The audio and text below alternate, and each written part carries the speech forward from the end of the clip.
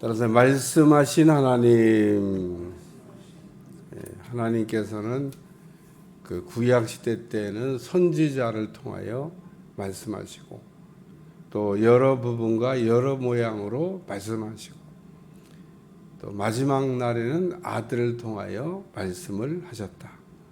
근데 이 아들은 만유의 상속자로 세우시고 또 그로 말미암아 모든 세계를 지으셨다. 이 오늘 본문의 내용입니다. 하나님은 어떤 분이시냐? 말씀하시는 하나님이시다. 구약의 선지자들은 어떤 사람이냐? 하나님께서 하시는 말씀을 들은 사람들입니다. 선지자 가운데는 가짜도 있고 진짜도 있습니다. 가짜와 진짜는 어떻게 구별하나? 가짜는 듣지도 않았으면서 들었다고 하는 사람이 가짜고, 진짜는 진짜로 들은 사람들이 진짜입니다. 설명을 드리기가 너무 쉽죠. 선지자인데, 선지자는 하나님의 말씀을 받아서 전하는 사람을 선지자라고 해요. 제사장은 죄인들을 하나님께 데리고 나가는 사람을 제사장이라고 해요. 왜? 죄의 문제를 해결해야 되니까. 죄의 문제를 어떻게 누가 해결하냐? 제사장이 해결해요. 그래서 그 죄를 해결하기 위해서는 제사장이 필요합니다. 그 다음에 하나님의 말씀을 듣기 위해서는 선지자가 필요해요. 마귀와 싸우든지 뭐 이방인과 싸우든지 싸워서 이기려면 왕이 필요해요. 근데 왕 그러니까 또 세상에 있는 왕을 연상하실까봐 제가 부연 설명을 붙이면 그 왕은 세상에 있는 왕이 아니고 하늘에 있는 왕을 얘기하는 겁니다. 하나님이 우리의 왕이 되셔요. 그래서 구약 성경을 읽다 보면 하나님은 이스라엘 백성들에게 왕을 세워주시는 걸 원치 않았어요. 왕이 없어도 된다는 겁니다. 왜 왕이 없어도 되냐면 내가 왕인데 너희가 왕된 나를 이렇게 섬기고 잘 살면 되지. 뭐 왕이 왜 필요하냐. 그래서 왕 세워주는 거를 원치 않았습니다. 근데 그 눈에 보이는 왕을 잘 섬겨야 되는데 눈에 보이는 왕이 좋아 보였던 모양이에요. 이방인들이 막 보니까 뭐 아수르의 왕, 바벨론의 왕, 페르시아의 왕, 뭐 로마의 왕 이런 왕들을 보니까 이야 왕이 그냥 대단하잖아요. 알렉산더 대왕은 30살 때 땅을 정복하는 것을 저 인도까지 점령했습니다. 30살 때. 이야 어떻게 하면 30살 때 땅을 인도까지 그분이 만약에 한 40까지 살았다. 일본까지 갔을 거예요. 50까지 살았다. 바다 건너갖고 미국도 갔을 것 같습니다. 워낙 빠른 속도로 막 이게 아니 30살 때 그 전에 뭐 아수르 페르시아 왕들이 손바닥만한 땅 정복했는데 인도까지는 어디도 못 됐어요. 인도까지 정복을 했는데 그만 30살을 전에도 죽는 바람에 더 일을 못했지. 아유 그런 분 사람. 이 왕이 보통 그 한 사람이 보통 강력한 게 아닙니다. 보니까 부러워. 그래서 우리도 왕 세워주세요. 하나님이 원하는 바는 아닌데 하도 해달라고 그러니까 하나님 들어주셨어요. 여러분 하나님이 원하는 건 아닌데 하도 여러분이 쫄르고 해달라고 그러면 해줄 수 있다는 것을 꼭 기억하셔야 돼요. 그럼 하나님 원하는 거냐? 원하지 않는 거예요. 그러면 거기에 대한 책임을 누가 지냐? 그 기도한 사람이 져야 돼. 오늘은 뭐 그 얘기하는 시간이 아닙니다. 하나님께서 말씀하시는 하나님이시라. 하나님은 선지자를 통해서도 말씀하시고 또 여러 부분 여러 모양으로도 말씀하시고 예수님을 통해서도 말씀하시고 그래서 하나님은 그 말씀을 하시는 분이다. 뭘 말씀하시냐? 선지자들을 통해서 말씀하신 내용이 있을 거 아니에요? 뭘 말씀했을까? 예수님을 말씀했지 뭘 말씀해요? 그래서 구약 성경을 읽어보면 예수님에 대한 얘기가 많이 나옵니다. 딱 한 가지만 말씀하시고 딱 한 가지만 이루는 것도 사실 뭐 쉬운 일이 아닌데 우리 하나님께서는 예수님에 대한 그 얘기를 그냥 많이 했습니다. 그걸 가장 잘 정리해 놓은 사람이 누구냐면 마태입니다. 그러니까 마태복음을 읽을 때 유심히 봐봐요. 그분은 구약 성경을 계속 인용해. 이렇게 예언됐는데 이렇게 이루어졌다. 이렇게 예언됐는데 이렇게 예언됐다. 1장서부터 끝에까지 막 계속 구약 성경을 인용합니다. 다 한 거냐? 다 한 거 아닙니다. 그냥 중요한 것만 좀 이렇게 추려서 얘기한 거지 다 한 게 아니에요. 그러니까 뭐 구약 성경을 읽어보면 어마어마한 그 예수님에 대한 내용이 선지자들을 통하여 말씀을 하셨다. 한마디로 요약하면 무슨 내용이냐면 하나님께서 무슨 말씀을 하신 거냐? 내가 너에게 메시아를 보내준다. 그게 구약 선지자의 핵심 메시지입니다. 그러니까 내가 너에게 메시아를 보내준다. 선지자들이 계속 그걸 외치는 거예요. 근데 그 오실 메시아가 이런 분이다. 이런 일을 한다. 이런 모양으로 오신다. 뭐 그래서 그 구약 이사야서를 읽어보면 예수님의 그 모습에 대해서도 이렇게 예언을 하셨는데 그 모습을 보면 예수님이 30살 정도 그 나이에 한 60된 사람 정도 모습을 이렇게 하고 계셨다. 그러니까 예수님은 참 노숙하셨어, 노숙. 30살이면은 이렇게 저도 가끔 TV 보면 30살 전후한 이렇게 사람들 탤런트들 나와서 이게 보면 야 반짝반짝하다. 근데 우리 주님은 30살인데 그렇게 반짝반짝한 모습으로 요즘 사람들은 반짝반짝하고 막 잘생긴 사람 좋아하잖아요. 우리 주님은 그 나이가 한 60이 넘은 사람 그런 모습을 하고 계셨는데 정말 보니까 이 나이는 젊은데 왜 이렇게 나이가 들어 보이냐. 그런 내용이 성경에 또 나옵니다. 그러니까 그것조차도 하나님께서 말씀하셨는데 맞았다. 그 얘기입니다. 그래서 선지자를 통하여 뭘 말씀하셨냐? 예수님의 오실 거를 미리 예언하셨다. 그래서 선지자를 통해서 하는 말씀 가운데 가장 중요한 말씀이 뭐냐? 내가 너에게 메시아를 보내준다. 그래서 구약의 제사장들은 제사를 드려요. 근데 해마다 드려야 돼. 제사는 크게 5가지가 있는데 그 중에 하나는 속죄제라고 하는 게 있습니다.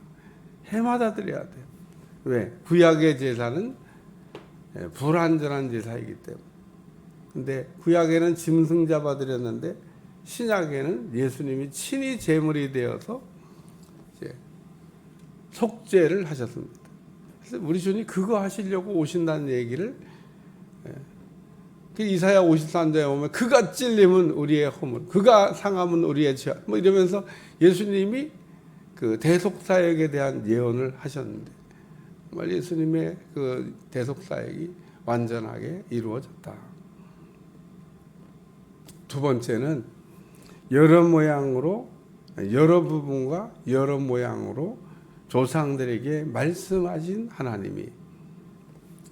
하나님은 우리에게 말씀을 이렇게 하셨는데 그 말씀하신 그 방법이 하나냐? 하나가 아니라는 겁니다. 하나님이 말씀하시는 방법이 하나가 아니에요. 제가 그래서 이 하나님 말씀하신 이 채널이 몇 개인가? 성경을 연구하면서 정리해 보니까 16가지가 있다. 그러니까 하나님은 16가지 채널을 통해서 우리에게 말씀을 하셔요. 저는 참 감사한 게 그 16가지 채널을 그냥 맛배기라도 조금씩이라도 다 하나님이 체험하게 하셨어요. 참 감사하다 그런 생각을 합니다. 사람마다 다소 차이는 있지만 적어도 한두 개의 그 말씀을 듣는 채널을 주셨다. 하나도 안 준 사람이 있냐? 없습니다. 그러니까 우리는 다 하나님의 그 말씀을 듣는 채널들을 갖고 있다는 겁니다. 어떤 사람 보면 막 목사님 제가 꿈을 꿨어요. 근데 꿈을 통해서 말씀하시는 거죠. 근데 뭐 꿈을 통해서 뭐 말씀하시는데 뭐 꿈을 그렇게 귀하게 생각하지는 않는 것 같아요. 어쩌다 꿈 꾸고 막 좋아가지고 막 꿈을 꿨다 그러고. 근데 내용은 뭔지 모르겠어요.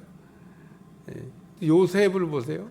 꿈을 가졌던 사람이고 꿈을 해석도 할 줄 아는, 꿈을 꿀 줄도 아는 사람인데 꿈을 해석도 합니다. 뭐 여기까지는 좀 돼야 꿈을 통해서 우리가 말씀을 듣는다 그렇게 얘기할 수 있는 거예요. 그러니까 꿈을 갖기도 해야 되고 꿈을 꾸기도 해야 되고 꿈을 해석하기도 해야 되는데 왜? 꿈이라고 하는 거는 말씀이기 때문에 꿈은 그림 언어입니다. 그림 언어. 그림으로 하나님께서 우리에게 말씀을 하시는 거예요. 정확하게 우리가 이해할 수 있습니다. 말로 하는 그 언어 전달은 뭐 한 20%, 30%. 제가 지금 말로 여러분한테 의사를 전달하고 있는데 아주 잘 이렇게 정리되어 있어서 전할 때 20, 30% 전달이 잘 안 돼요. 그러니까 뭐 말로 말하는 걸 사람들이 다 알아듣는 줄 알지만 말로 말하는 게 제일 불완전하기 때문에.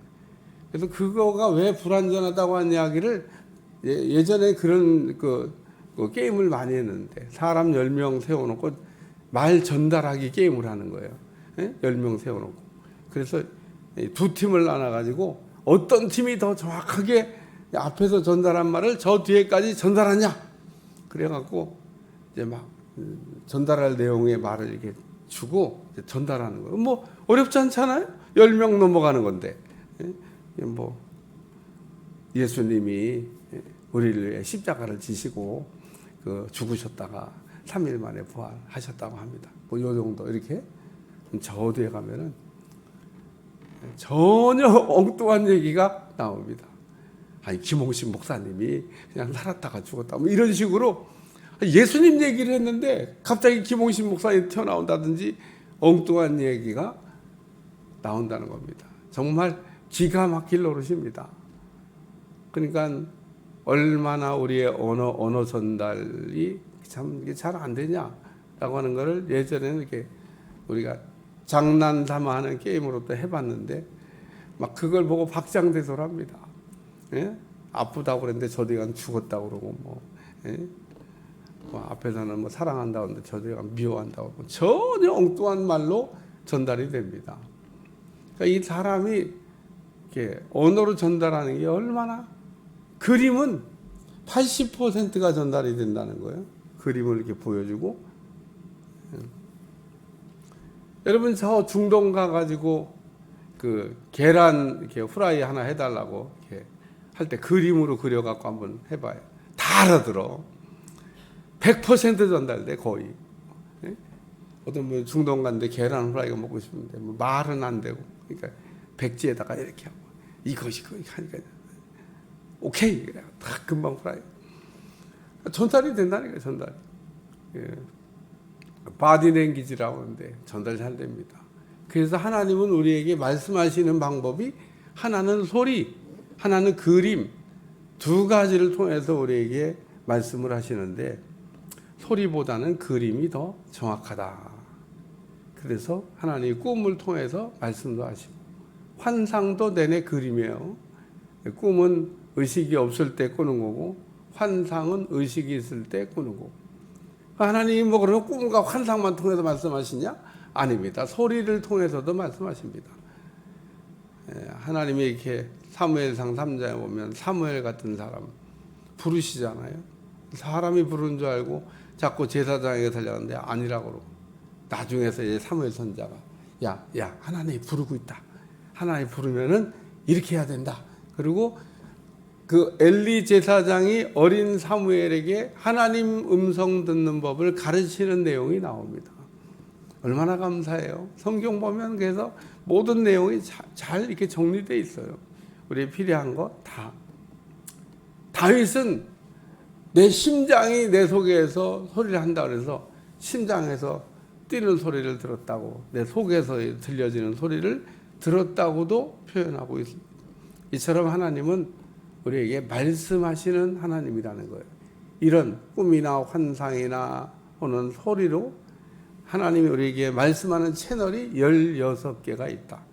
그 중에 하나, 예언도 하나님이 우리에게 말씀하는 채널 중에 하나죠. 하나님이 예언을 통해서 우리에게 말씀하시잖아요. 뭐 방언을 통해서도, 통역을 통해서도 하나님이 다 이게 우리에게 말씀하는 채널인데, 이런 것들이 총 16개가 있다. 그래서 하나님은 이렇게 말씀하시는데, 그 뭘 말씀하시냐? 예수님이 그리스도가 되신다는 말씀을 하시는 거죠. 뭐 꿈이나 환상이나 뭐 무슨 소리나 무슨 통배나 예언이나 막 이런 걸 통해서 우리가 극히 개인적인 어떤 기도 응답 받는 거를 우리가 좋아하는데, 하나님은 그런 채널을 통해서 예수님이 곧 하나님이시다.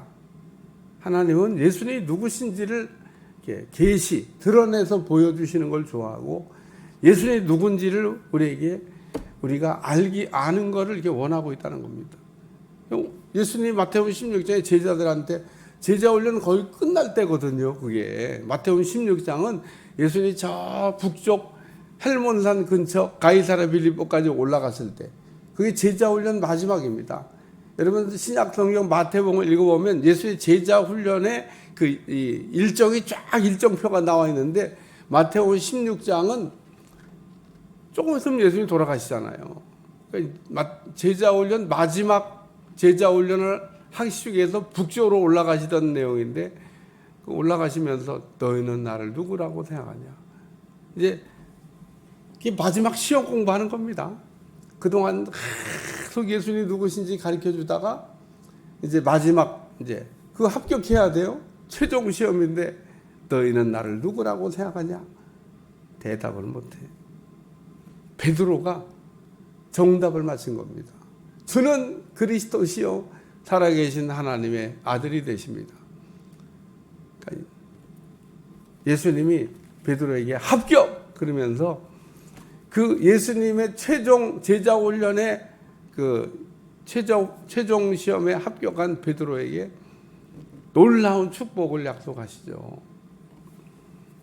오늘 우리가 예수님이 누구신지를 알기 위해서 힘써야 되고, 예수님은 우리가 누군지 알기 위해 힘써서 예수님이 누군지를 아는 것이 은혜인 줄로 믿습니다. 세 번째는 이 모든 날 마지막에는 아들을 통하여 우리에게 말씀하셨습니다. 마지막 날에는 아들을 통해서 말씀하셨다는 겁니다. 그러니까 구약시대 때는 선지자 그리고 16가지 채널을 통해서 예수님이 누구신지에 대해서 계시하시고 말씀하셨다가, 마지막 날에는 아들을 통하여 말씀하셨다는 겁니다. 이 마지막 날이 언제냐? 예수님이 오신 날이 마지막 날이에요. 말세에 우리 주님이 오셨다고 성경은 말씀하고 있기 때문에 우리 주님이 오신 때가 마지막입니다. 말세입니다. 말세. 우리 주님이 마지막에 이게 마지막 날에 오셨는데, 그럼 지금은 2000년이 지났는데 그러면 어떻게 된 거냐? 이런 걸 말세 지말이라. 말세에서도 끝이 왔다. 끝이 되지 않았을까? 물음표. 모르겠어요. 예, 주님이 오신 때가 마지막 날이라고 하는데 거기서부터 2000년이 지나갔어. 그래서 오늘 아들을 통하여 우리에게 선지자를 통하여 16세를 통하여 말씀하시다가 내가 곧 그리스도다 라고 예수님이 오셔서 직접 이제 말씀하신 겁니다. 왜? 오셨으니까. 선지자들이 온다고 예언한 그 예수님이 오셨으니까, 이제 오신 예수님이 내가 곧 메시아다. 2000년대 사람들이요 믿어야 되는데 하나도 안 믿어. 오히려 예수님이 그리스도라고 그러니까 이단의 괴수라고 그래가지고 죽이려고 그래. 바리새인과 서기관들이 어디서 그런 권위를 받아가지고, 요즘 얘기하는 어디서 누구한테 안수 받아가지고 목사라고 그러냐, 그렇게 얘기하는 겁니다. 예수님, 내가 위로부터 권위를 받았는데 뭔 얘기를 하는 거냐. 자기들이 이렇게 권위를 줘야 되는데 왜? 예수님 당시에 바리새인과 서기관들이 뭐 최고의 권위인데, 아니 자기들한테 허가 안 받고 누가 지금 하냐 그러냐. 오늘 마지막 날에는 아들을 통하여 우리에게 말씀하셨으니 이 아들을 만유의 상속자로 세우시고 또 그로 말미암아 모든 세계를 지으셨느니라. 오늘 만유의 상속자가 되시고 모든 세계를 지으신 예수님. 그래서 태초에 하나님이 천지를 창조하시니라. 그럴 때 그 천지를 창조하신 분이 곧 예수님이시다라는 겁니다. 그래서 요한복음 1장에 보면 그 예수님이 곧 하나님이시다. 오늘 예수님이 곧 하나님이시라는. 그래서 오늘 히브리서는 예수님이 어떤 분이신가, 또 예수님은 제사장이시고 예수님은 믿음의 근원이 되시는, 이런 세 가지 내용을 다루고 있는데, 오늘 첫 번째 말씀으로 히브리 기자가 우리에게 전해주는 것, 예수님은 선지자를 통하여 16가지 채널을 통하여 아들을 통하여 우리에게 말씀하셨다. 하나님은 어떤 분이냐? 말씀하시는 분이다. 하나님이 우리에게 메시아에 대한 이야기를 계속하고 있다. 예수님을 통하여 구원의 놀라운 은혜가 여러분들한테 임하는 여러분들이 되시기를 축원합니다. 축원합니다. 기도하겠습니다. 하나님, 히브리 말씀이 시작됐는데 구구절절 깨닫게 도와주시고 우리에게 주시는 귀한 메시지가 은혜가 될 수 있도록 역사해 주옵소서. 감사드리며 예수님의 이름으로 간절히 기도하옵나이다. 아멘.